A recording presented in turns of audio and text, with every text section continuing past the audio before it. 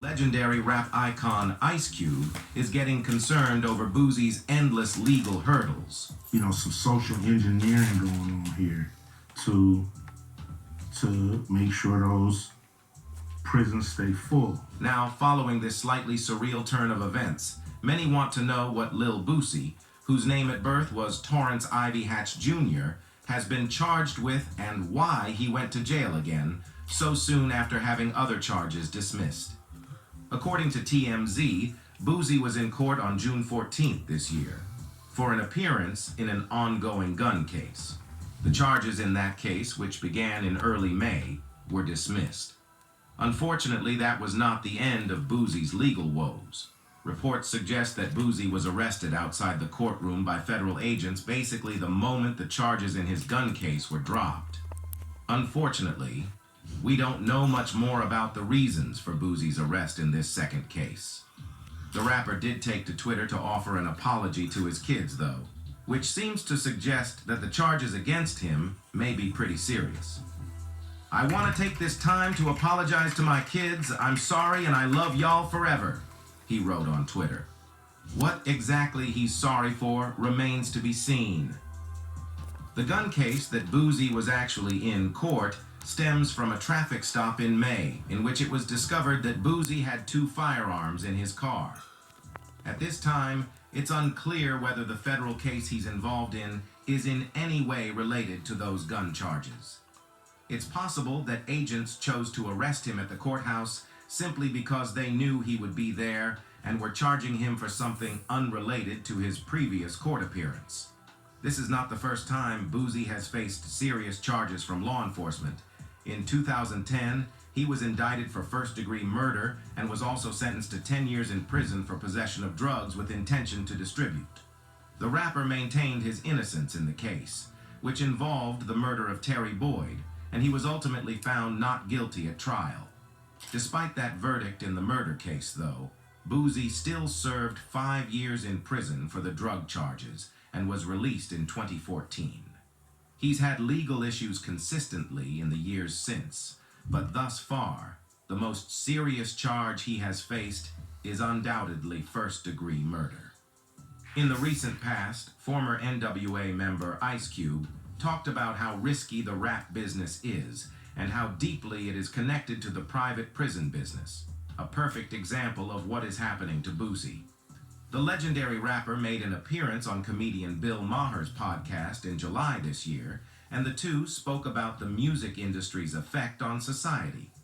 The July 2nd episode of Maher's Club Random podcast says in its summary that the two speak about the pitfalls of fame, how to raise good kids, and the prison industry's connection to music, among other topics.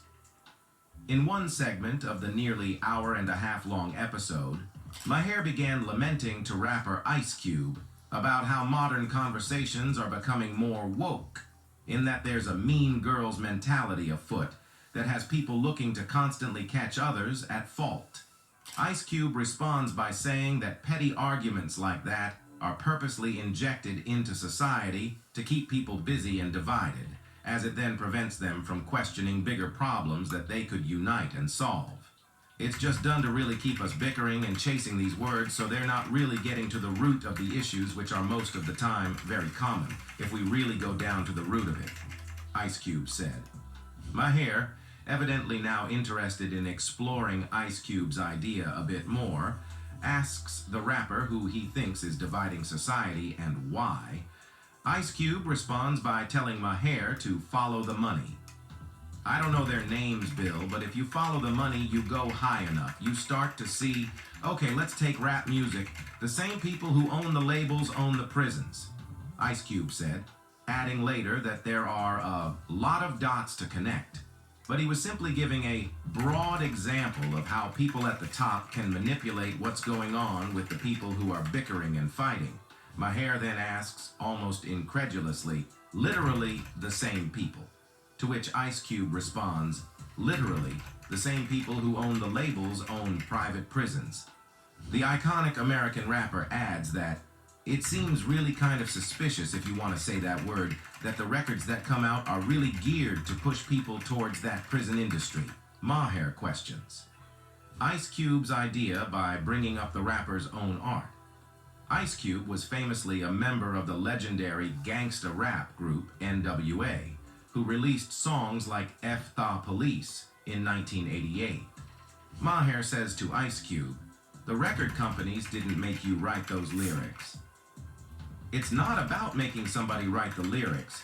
It's about being there as guardrails to make sure certain songs make it through and certain songs don't, Ice Cube explained to Maher. Ice Cube then later explained that sometimes record companies micromanage albums and that some records are made by committee so that they can push a narrative. This is, according to the rapper, an example of social engineering meant to ensure that American prisons stay full.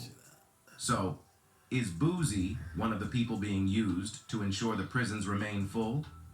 As earlier mentioned, San Diego police officers arrested Boosie on May 6 during a traffic stop.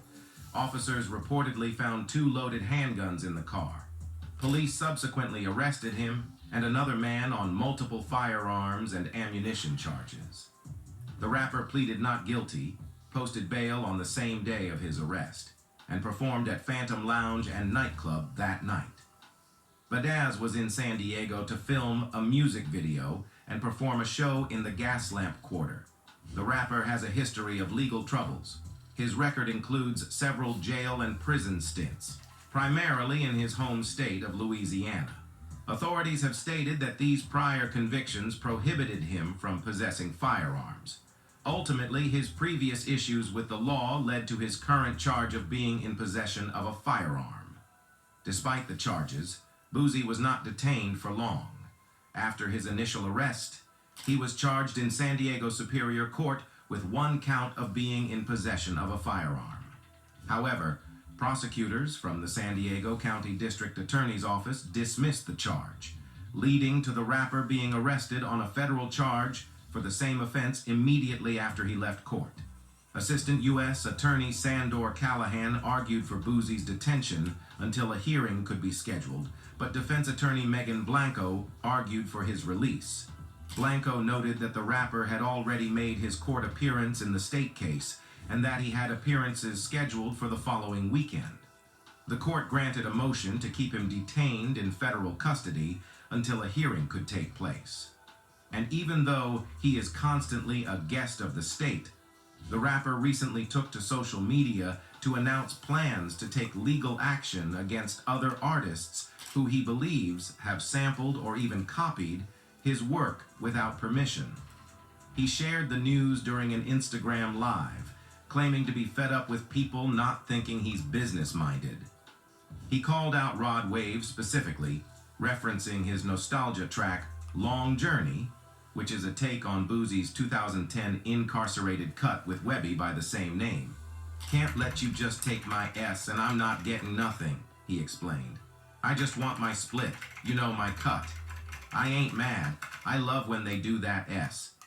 Boosie continued, describing how although he appreciates when other artists give him his flowers, it's only fair that they also give credit where it's due.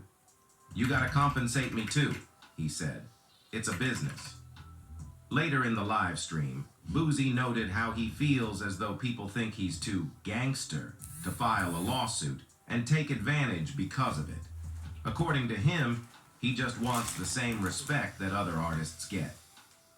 "They wouldn't do that to a white artist. They wouldn't do that to another artist, just Boosie," he explained. "So I'm coming back for all that, bro. Y'all already know." This isn't the only time Boosie turned to taking legal action, however. He's currently wrapped up in a lawsuit with his brother and Young Blue over a contract they allegedly signed without his permission. In early November, he revealed that while it hasn't come without a cost, he still plans on getting the money he feels that he's owed. "I lost a relationship with my mom and everything," he said. "I don't give a damn. You think I'm dropping this lawsuit? I swear to God I ain't."